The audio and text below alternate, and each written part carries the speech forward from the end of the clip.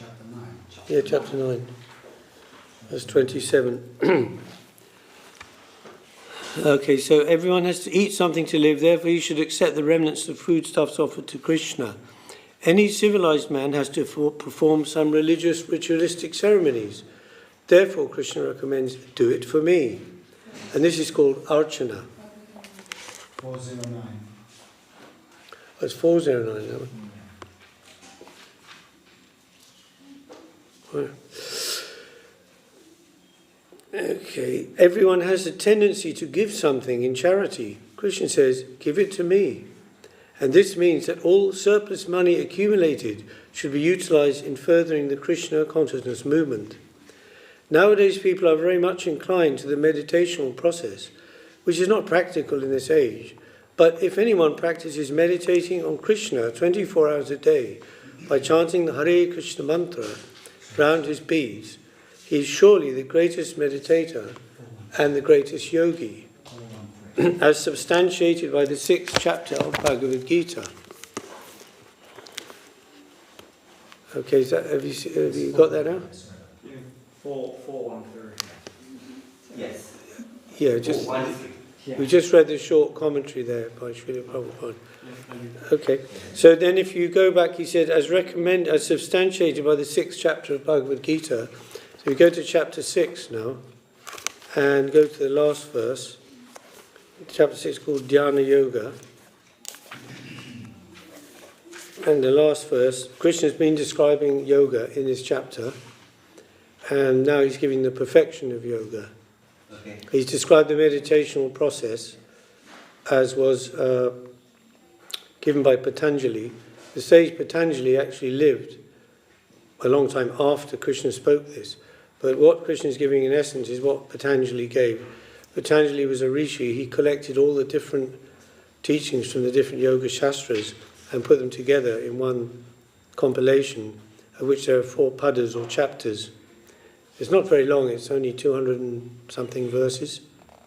And so in essence, Krishna is describing that type of yoga. That means meditation on the super soul, Paramatma, the Lord within the heart. But there Srila Prabhupada said in the commentary we just read that it's not practical in this age, in general, for people in general, that type of meditation or yoga, Ashtanga yoga, Dhyana yoga, the yoga of meditation, different kinds of meditation, as you know. So in this last verse of the 6th chapter,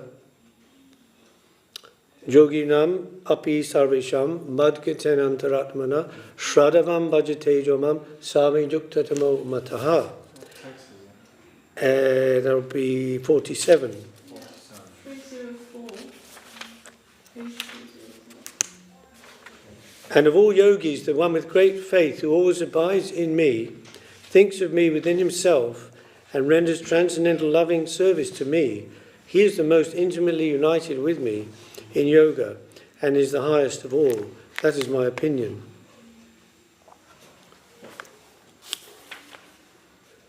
So going back to the verse 9:27, Jat karoshi yadashnashi yaj jahoshi dadasi yat tapashashi konteya tad kurushva mararpanam.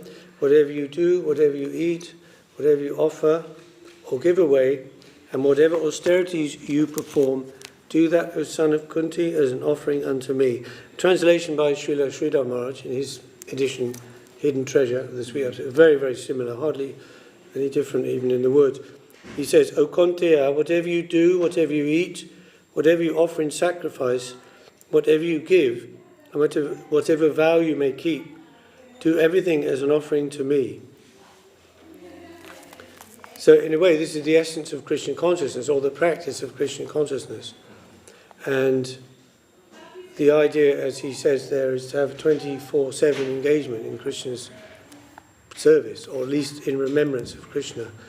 So these are the most basic things of our life. Whatever you do, all action, all activity, whatever you eat, of course, whatever you offer. He translates here, Srila Maharaj says, whatever you offer in sacrifice or give away, as in charitably, and whatever yat tapasya shikontya, tapas, whatever austerity you may perform, he says here, whatever vow you may keep. It's a similar thing. Tapas or tapasya means you voluntarily restrict yourself in some way. This month I won't eat chocolate, or something, whatever it may be. It's a big spectrum, big things, small things. That is your own internal vow. You don't have to tell anybody about it. You shouldn't tell anybody about it, actually, because you lose some of the effect by that way. So then, that also, you do it not because you think it'll help you, it'll elevate your consciousness. That will be the effect, of course. But you do it as an offering to Krishna, you see? That's the real value of it. Similarly, whatever you eat, you offer first, and you take that prasad, the remnants. Whatever you do, yat karoshi, this ka, root verb, ka to do, like karma. Whatever you do, whatever you eat, offer, give away, austerities you perform, do as an offering to me. So, the practice of Krishna consciousness, we talk about devotional service, as was sort of defined by Prahlada Maharaj, that verse, Shravanam Kirtanam Vishnu Smaranam, Dasham Parasevanam Archanam Sakyam Atmanivedanam, 9 things: hearing, remembering, chanting, remembering about the Lord, serving, worshipping the deity, puja, archanam,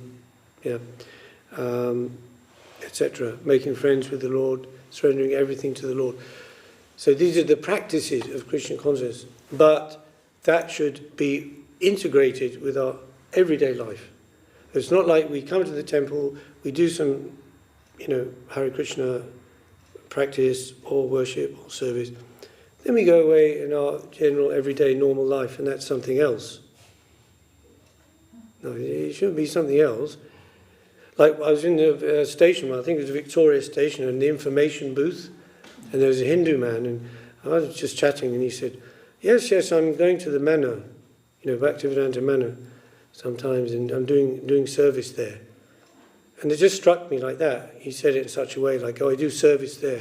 But the rest of the time I'm just living my own life, which is not really about service or sacrifice. I mean, it may be, I'm not judging him by that.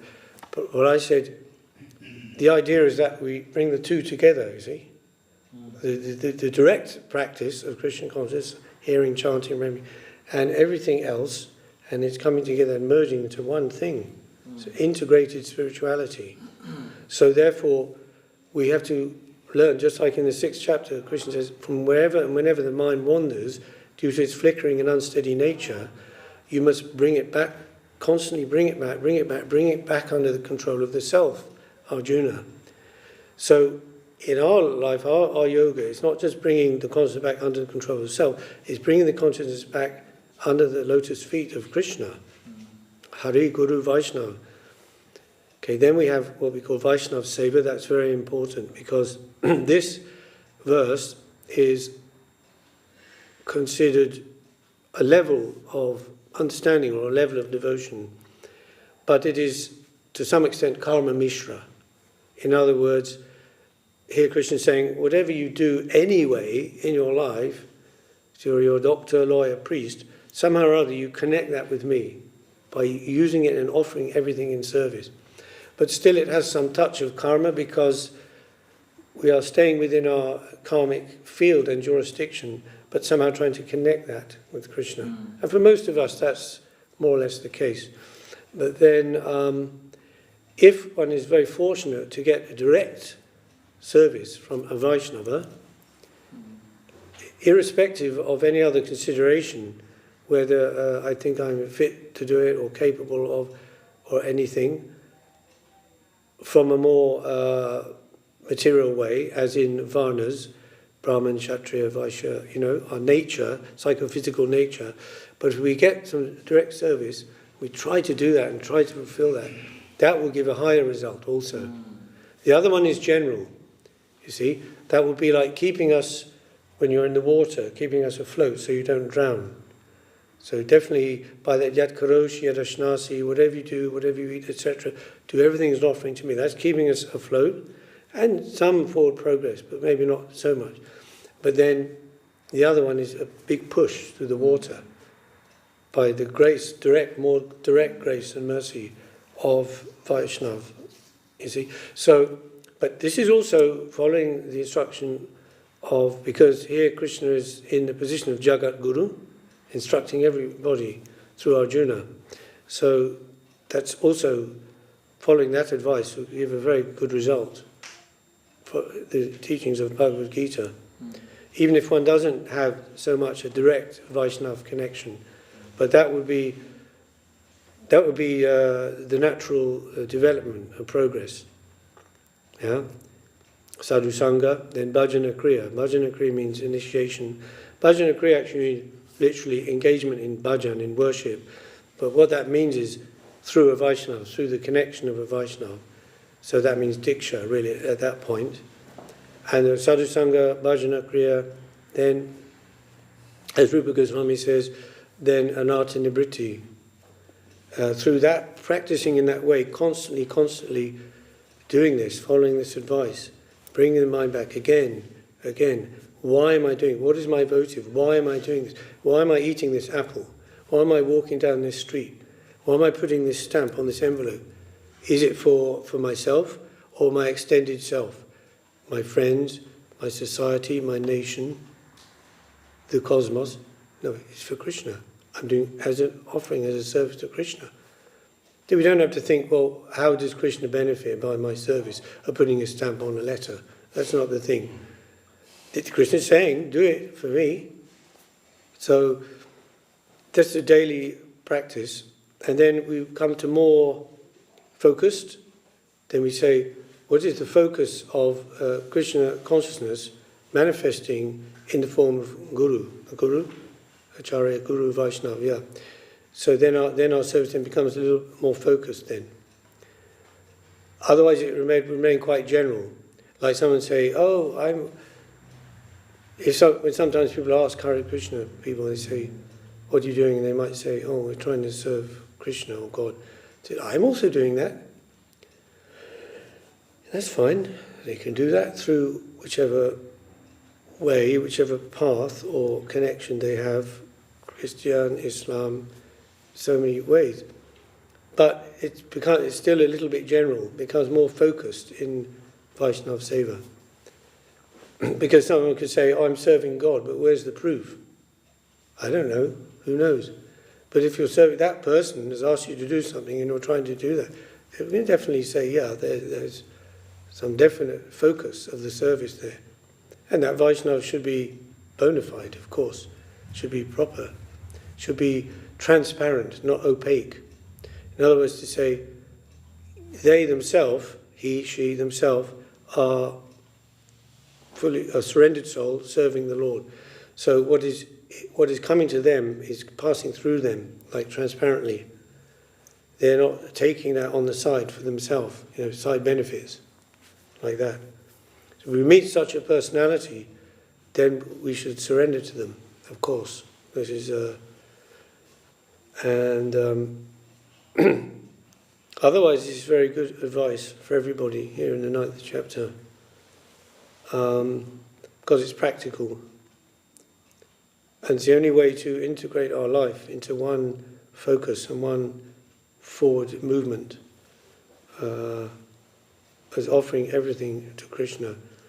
Srila Govinda Maharaj said in his teachings in the book Revealed Truth, he said, he's funny, he's a funny way of speaking, but he said, I'm dressing myself nicely because Krishna likes it, I'm eating because Krishna likes it, I'm sleeping because Krishna likes it.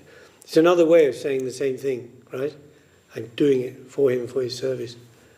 So that's what he means there, to mould our life in such a way that 24 hours we can be connected with Krishna. Somehow, any questions? There's obviously but someone could just be doing whatever they're doing as an offering to Krishna, but that action is not exactly favourable but they're justifying that as an offering to Krishna. Yes. So then there Jihad. must be Jihad. there must be something where one can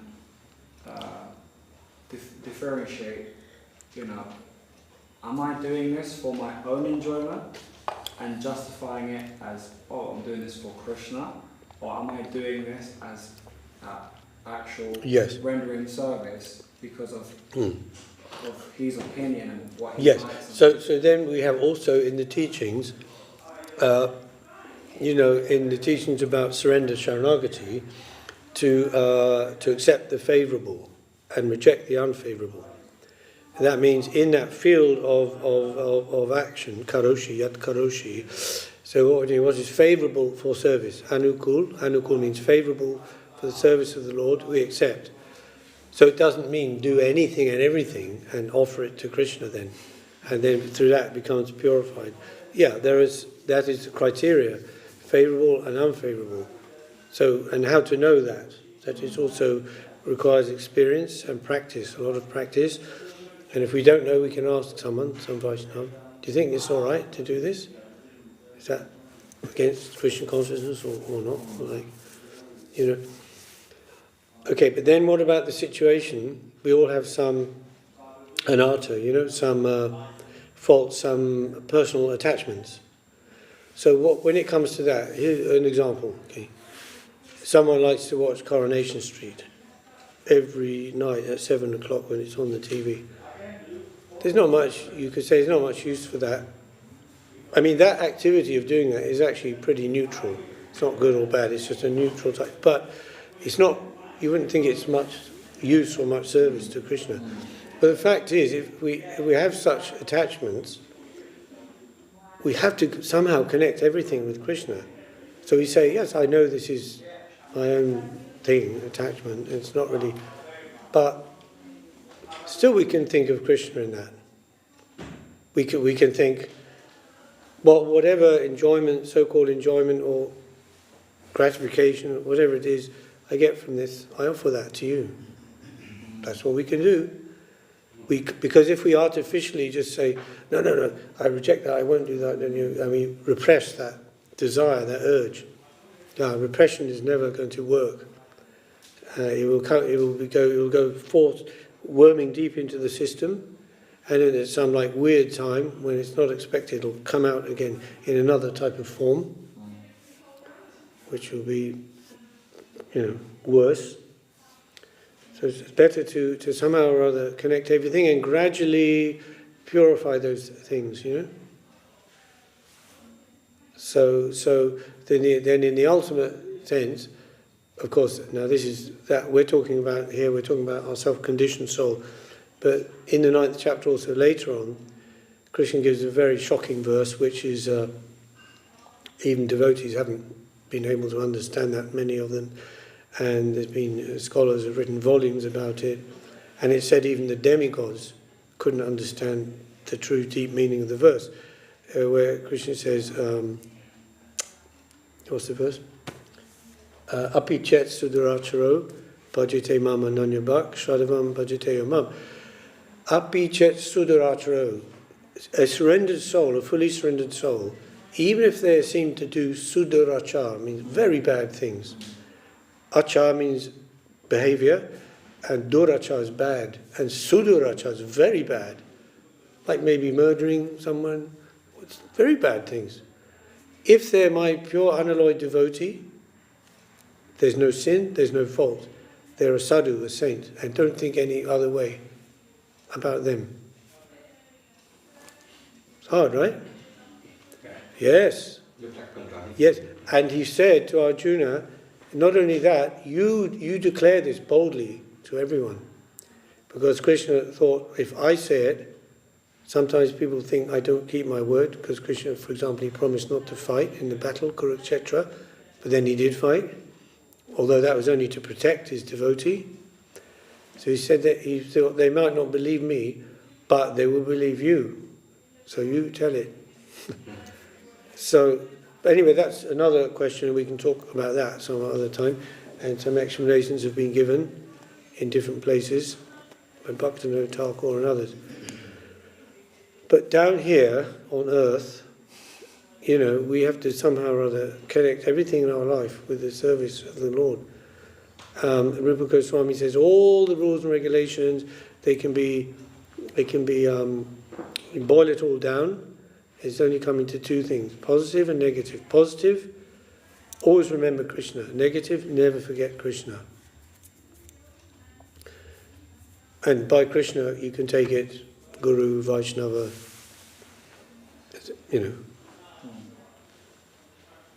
Maharaj, I have a question. Like, how can you practice humility, and how, can be sure you are doing it in a good way? Because sometimes the mind is just yeah, because you see, humility is a very interesting subject. That is, even in the Christian theology, that's considered the king or the mother of all virtues. Humility, and all other virtues come from that. So the thing about humility is, in one sense, to say to practice humility, that's already a misnomer. If you're not humble, then how can you practice humility? In one sense, right? But you can say that you are humble, and maybe it's your ego that is... Yeah. So the thing about humility is, if you take the actual word, it's coming from humus. Humus means earth, the soil, in Latin. So that's very humble, isn't it? It's just there, It's constantly serving everyone. It's not making any complaint. They're trampling on it, digging it up, so many things, and it's just there, So that's humility. That's not easy, So because we have our ego, the ego's there, and that's what is really, in the end, separating us from Krishna, is the mountain of ego. Yeah, so it's a lot of things are needed, but that one, humility, trinadapi sunijena, to be more humble than a straw or grass in the street, and more tolerant than a tree, and offer all respects to others, and don't expect any respect for yourself. Well, we have to make a distinction here between not expecting respect for yourself and just beating yourself up, or having very low self-esteem. No, it's not that. I liked it when Sri Ramaji said, in Home Comfort, one place he said,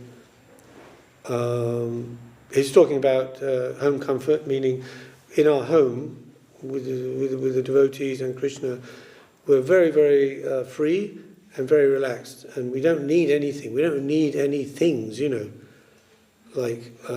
stuff. Everything is there, automatically provided. It's just like in the Garden of Eden, when Adam and Eve, when they were serving God with no ego between, they're completely pure, completely innocent, and God used to walk with them, it says, in the cool of the evening, and talk with them. And it's very natural and very normal. Then the big problem came then, of course, what happened after the fall, and he got separated. So home comfort is like that. And when we're in a foreign country or foreign land, somewhere else, everything's artificial. To get some home comfort, which is even just a small reflection of that, of the real one, we go to some hotel, they have some, if it's too hot, we have air conditioning. If it's too cold, there's some heater. We have to arrange everything in the environment just to live, to have some standard of being, of living. Whereas in home, everything is there automatically. And there, as he said, Guru Maharaj said, here, any man can treat me as he likes. It's terrible. But there, no, everyone is helping everyone else. Everyone is putting everyone else in the front and themselves keeping themselves in the back and pushing the other one towards Krishna. You go and serve Krishna and I'll stay back. And if I can get something or prepare something to give you, to help you for your service, then I'll be happy to do that. Yeah, so Maharaj, going back to that verse that you Yeah. mentioned, Abhijit, do you think one way to see that is because Krishna is the basis of all morality, the devotee who is fully in tune with Krishna, even if he commits an act which looks, according to society, like it's a bad thing, because they're fully in tune with his morality, because he's the basis of morality, and he's fully in tune with it. In that sense, he's doing whatever Krishna thinks is good, yes. because he's the basis of good. Then it's Yeah. good. Well, in that actual verse, Api Chetsuratra, it says, Bhajate mam ananya bhak. That if that person's an ananya bhakta, means unalloyed, there's no other feeling inside there of any self-interest. If he's like that, then whatever he does for me. It must be so. So there's no fault. But still it's hard to because all the Vedas are saying, you should be righteous, and what is right, what is wrong, and avoid this and do this. That all seems to be just thrown away in the rubbish there. And also, Krishna also says, Sarvadharman parityaja. Abandon all dharmas. Everything. Mam ekam sharanam braja. And just surrender to me and serve me. And you won't suffer anything. There will be no reaction. Bad reaction will come to you in that. I will free you. As Srila Govinda Maharaj explained, then because the result of our work, or what we do, is going in Krishna's account and not our account. Right? Good and bad. If it goes in our account, it was very, very small. Our account is very small. Barclays, Santander. Small account. We'll feel it, we'll be affected. But Krishna's account infinite. So you can't. If you put any filthy thing under the sun, powerful sun ray, doesn't matter, stool, anything, it just gets purified. Not that it's pure, but you understand the point. It would be instantly purified, and that's why when Krishna kills the demons, they get liberation. They never served Krishna their whole life. Spent their whole life hating Krishna, wanting to kill him. But if Krishna will kill them, they get liberation. Does it seem fair? Because when Krishna touches them, the touch of the Absolute, they're completely pure. They're a saint immediately. So they get liberation. But the liberation for devotees is different. It's more further than that. It's in the service of Krishna, not just moksha, be free from suffering and be in the Brahmajyoti. But to live with Krishna in the spiritual world, which is a vishesh, full of variety, full of rasa, full of every type of beautiful thing. We say variety is the spice of life. Yes, in Brahmajyoti there's no variety, so there's no spice. It's just relax, deep relax, go into a deep sleep coma. So no suffering, there's no suffering. But there's nothing as well, positive. But to sit with Krishna, and Krishna will give you a laddu from his plate. What is that? That's way, way beyond mukti, moksha. Isn't it? I mean, it's an inconceivable level that the devotees would be so close with Krishna that they can deal with him in such a way, his mother, father, chastising him sometimes, and Krishna's crying, To capture the Absolute with love, like Mother Yashoda, not with the intellect, not by banging the brain, trying to understand what is he all about. And by the process of elimination, neti, not this, not this, not this. What is he? They'll never get there. But love, if there's love, Krishna responds to that immediately. Yeah? Because that's what it is, that's what it's about. We are made of love, we are Satchit Anand. And that is the real purpose and meaning of life. Sat, we exist, but if we just exist and we're not even aware of our existence, there's no point to it. It's like a stone exists. But if you ask a stone, excuse me, how are you feeling? There's no self-consciousness, no self-awareness of its existence. It exists, all right, but it's not aware of it, so there's not much use. That. So sat, then chit, we're aware of our existence, but that's also not complete. I exist, I'm aware I exist. Okay, that's a certain. We can have satisfaction in our own self-existence, atmaram, like the yogis, yeah, experiencing self-realization. But that's not complete either, because I exist for something, and I'm aware that I exist for something, and that's anand, beauty, sweetness, charm, joy, love, ecstasy, and this is all in reciprocation with the Lord, with Krishna. So if in the state or plane of Anand, the sat, the chit is all there already. It's included. If you have £100, you don't need to try to get £10 and £20. It's included inside it. You have £100, right? So Anand includes existence, our eternal existence, and our consciousness, our knowledge, but also more than that, also. And those in that plane of Anand, they're living in that form of transaction. Like one time Sripad Maharaj said, different levels of consciousness and different species, they have a different sense in way to interact with the world. Like, for example, animals like dogs, it's the smell. It's very low level, Smell is gand, is through the nose, and it's earth element is the most gross, So they recognize by smell, oh, this dog has been here, this thing. And then a little more above, maybe fish, they recognize by sparsh. Sparsh means touch. By the vibration in the water, they can tell, oh, this shark is passing, I should hide, or something like that. So when it comes to the soul, Anand, that's the currency, that's the wave, the vibration, waves of Anand, in the relationship. And that's much more than just mukti.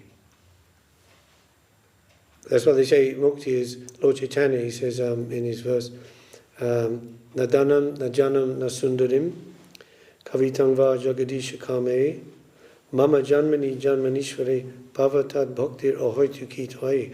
He says, I don't want Nadanam, I don't want wealth, accumulation of wealth. We could say, wealth also would include all sorts of material assets, property, etc. Najanam, Janam is people. I don't want followers. I don't want to be a famous teacher, guru with so many followers. Nadanam, Najanam. Nasundarim, generally Sundarim, Sundara, beauty, is the general direct meaning is women for men, men for women.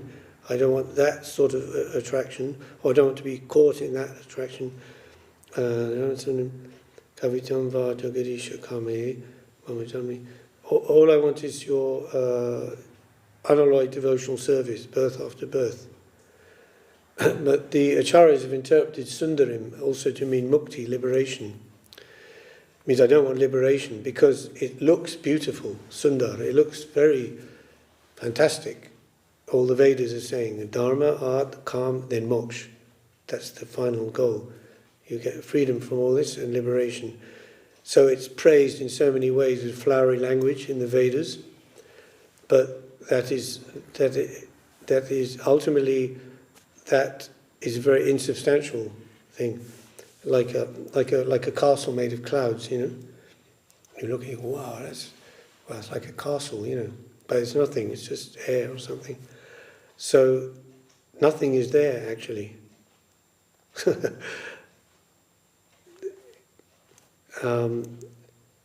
So I want your devotional service, birth after birth, and in that, The last two verses are very nice in Shikshashram. We'll just finish it. Because second to last verse, Lord Chaitanya says, Yugaya tam nime shena. He's saying, oh, Govinda, your separation from you is like a yuga, like a extremely, extremely long length of time, isn't it? You know, when someone's suffering, then a small length of time, it seems like very long. Like if you're sitting on a boiling hot radiator, it's like 5 seconds. It's like if you're pressed on there and forced to sit on there, it'd be like years and years, right? But if you're enjoying a big length of time, it just seems like nothing. You're enjoying with your friends, you know, and you go, oh my God, it's midnight. I had no idea. You know? So it's relative, you know, in our consciousness. So he's saying that Yugayatam Nime Shena, a moment's separation from you is like a million years of time. And the tears are pouring from my eyes like the river Ganges and the flood. Yeah, and the whole universe is like a void. Sunyayatam Jagat Sarvam Govinda, in the separation from Govinda. But then in the very last verse, then he's just like, it's coming to like, you could say full surrender. Not that it wasn't full surrender in the previous time, but then he's saying, whatever you like you can do. You can give me your darshan, or you can never show yourself to me. As you like you can do, because you're my Lord. That's our relationship. You are the master, I'm the servant. So, Mare Krishna Rakhe Ke, Rakhe Krishna Mare Ke. So that's in Hindi, right? If Krishna wants to kill you, no one can save you. If Krishna wants to save you, no one can kill you. So, this is all inside the thing of Sharanagati, which is like a closed book to people outside. They just think it's sentimentalism. Oh, these Hare Krishna, always sentimentalists, dancing, singing. They should be practical. They should be practical people and have realizable goals that they can attain in this life.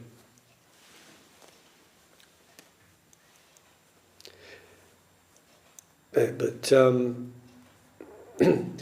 Yanisha Sava Bhutanam, Krishna said Yanisha Sava Bhutanam Tasham Jagati Tishtati in the second chapter. What is day for the devotee is like night for the materialist. And what is night to the materialist is day for the devotee. So in one sense it's black and white. So that's why sometimes it's hard to be talking to people, preaching, talking, sharing these things with people, if they're not in such a level. So the Padma Purana says you shouldn't preach to the faithless people. And also at the end of Gita, Krishna also says to Arjuna, all this, what I've told you, that is for people with, there's some piety, some simplicity, some innocence, some curiosity. They may not be devotees, but don't tell this to those who are against, the atheistic class, who are, asuric mentality. They can only think that enjoying the senses is the main purpose of life, and nothing beyond that. And so forth. He says it to Uddhava as well in the 11th canto. In Srimad Bhagavatam, Uddhava-gita is another Gita. This is Bhagavad-gita in an Uddhava-gita. And it's not as long as Bhagavad-gita, maybe 50 verses, but it follows almost the same kind of format.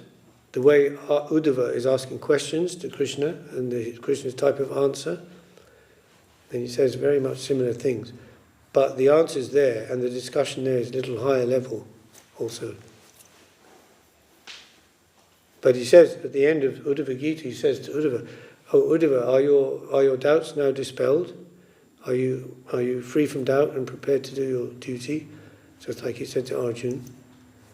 And then Arjuna said, "Yes, Shishashteham, I'm your disciple, and the soul surrendered unto you. And whatever you said is good, and I will do that." And he gave a very nice interpretation. Just finish with this. Well, they'll tell you, right? Are you waiting? No, I'm just listening. No. But whenever you... Okay, well, this is the last thing, because in Bhagavad-gita at the end, that verse we mentioned, Mam ekam sharanam vraja. I'd never heard this, but Srila Govinda mentioned in his Revealed Truth.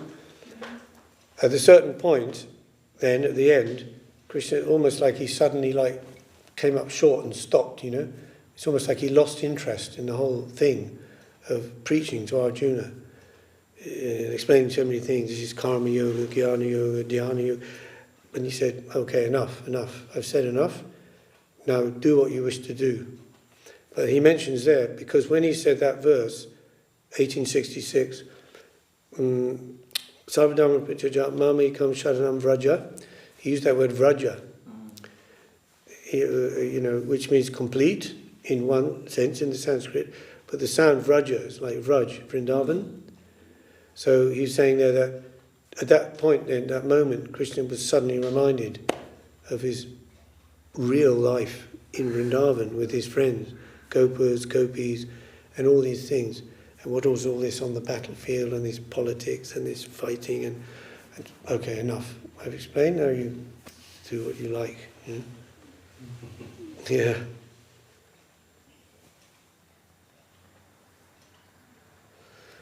Okay, thank you. Hare Krishna.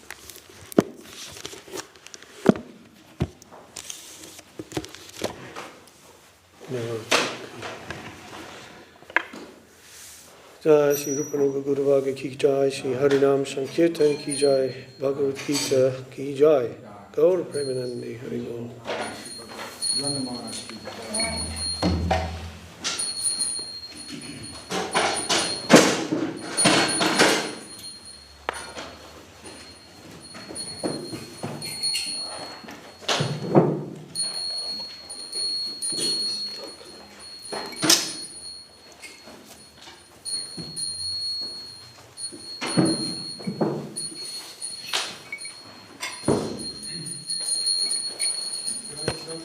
Thank you.